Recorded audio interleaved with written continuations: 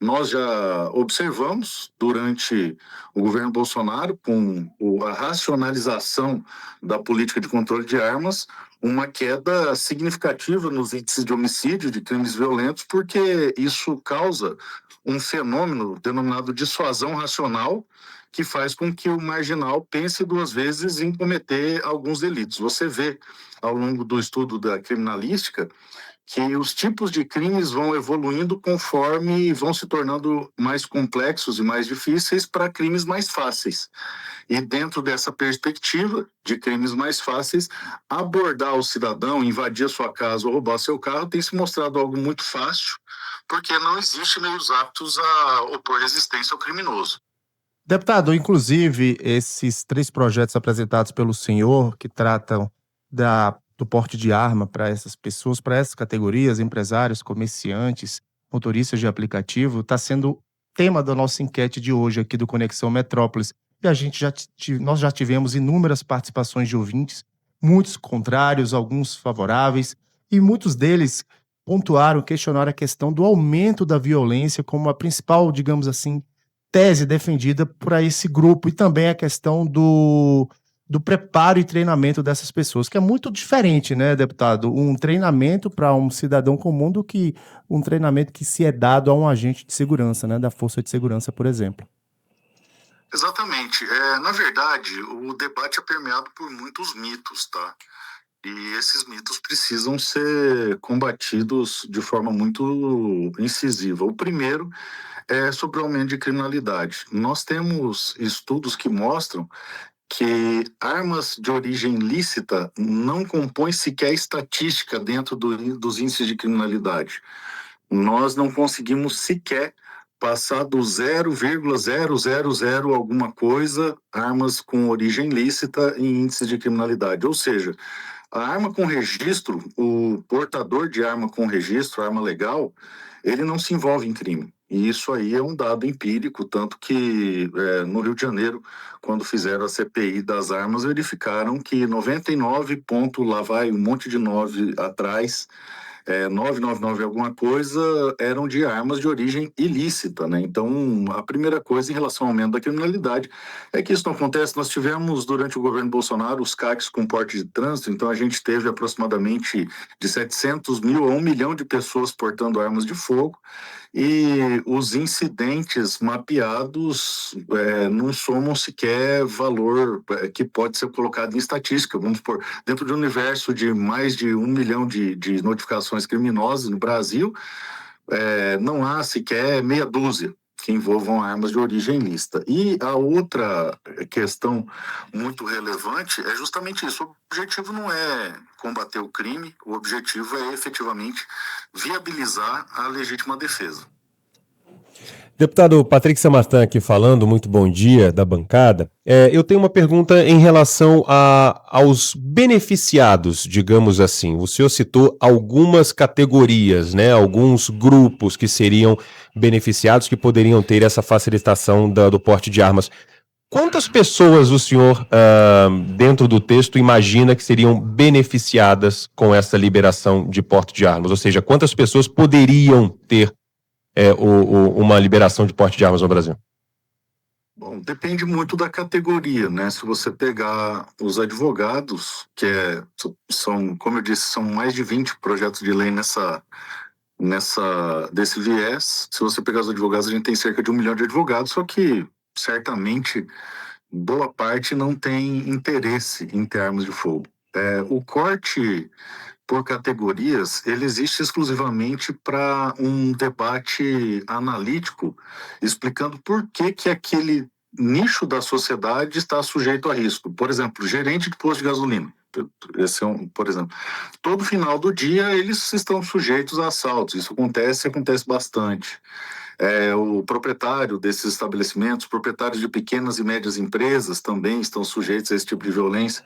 Então, quando a gente faz esse corte por categorias, é justamente para trazer a categoria para o debate, mostrar o nível de violência que essas pessoas estão submetidas hoje e propor a possibilidade dessas pessoas poderem efetivamente defender a sua vida, a vida da sua família e o seu patrimônio.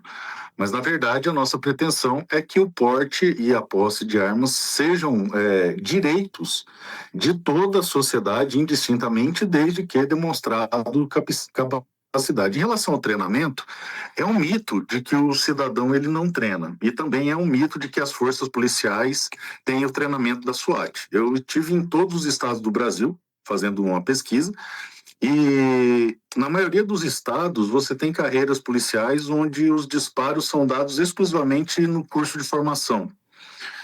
Há estados, por exemplo, que em toda a vida ativa do policial, como por exemplo, eu vi isso no Amapá, vi isso no Pará, vi isso também em vários outros estados, o policial não chega a dar 50 disparos ao longo de todo o seu treinamento. É claro que aqui no DF a situação é um pouco diferente, mas não foge muito disso, sendo que o gasto do investimento em treinamento dos policiais, ele é muito ínfimo em todos os estados. Isso é uma coisa que também tem que ser revista.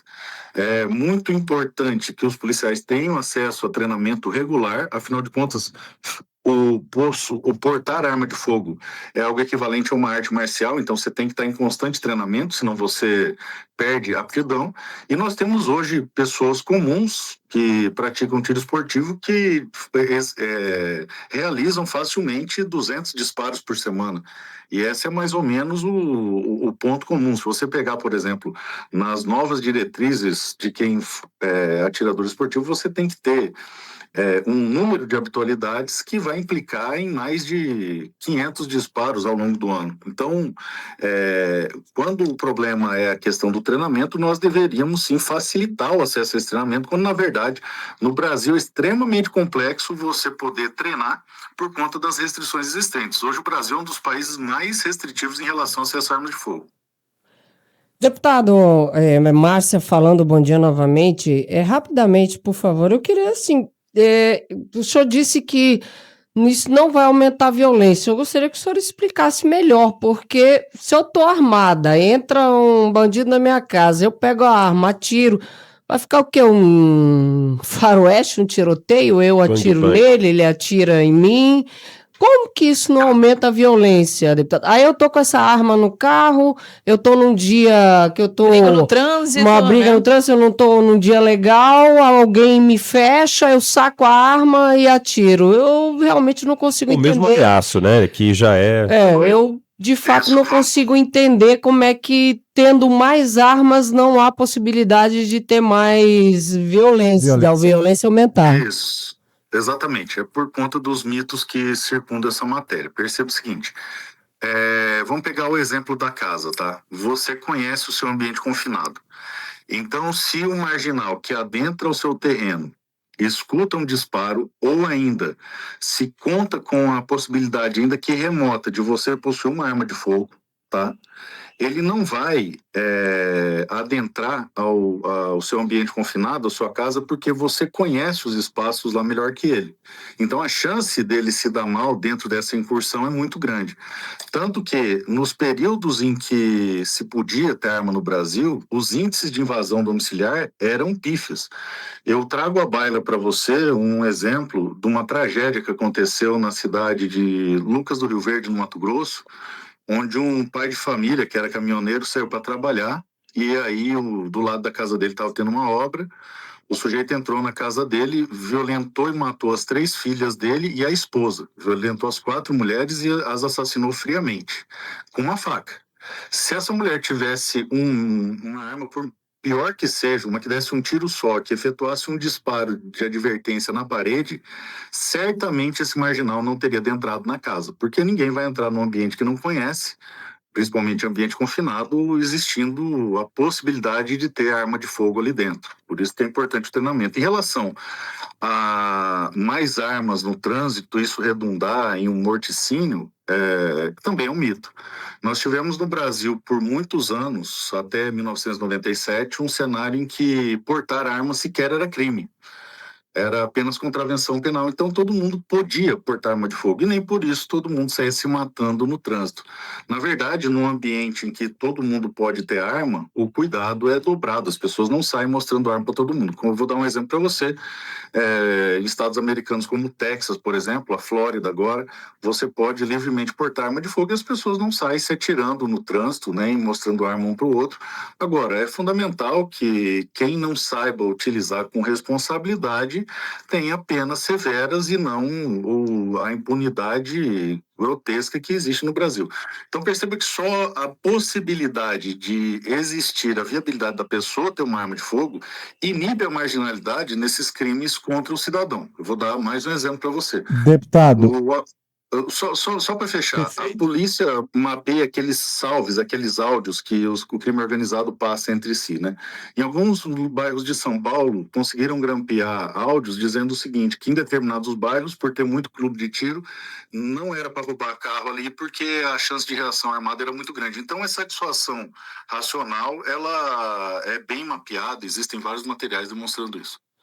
Deputado, só porque de fato o nosso tempo já se esgotou, a gente quer aqui agradecer sua participação. Conversamos aqui com o deputado Marcos Paulon, do PL Mato Grosso do Sul, ele que é autor dessas 3 propostas que tramitam lá no Congresso Nacional, que pretendem aí liberar porte de arma para produtores, empresários, comerciantes, motoristas e outros grupos. Deputado, muito obrigado pela sua participação aqui com a gente. Eu que agradeço muito a oportunidade, tenho um excelente dia de trabalho e parabéns pelo trabalho que vocês têm desempenhado. Um forte abraço. Abraço, Obrigada. deputado. Obrigada. Bom, já não temos tempo para mais nada, 9h59. Vamos conhecer o vencedor ou vencedora de hoje, Miriam Stone. Vamos lá, quem se deu bem foi a Ana Carla Souza de Menezes, do Paraná.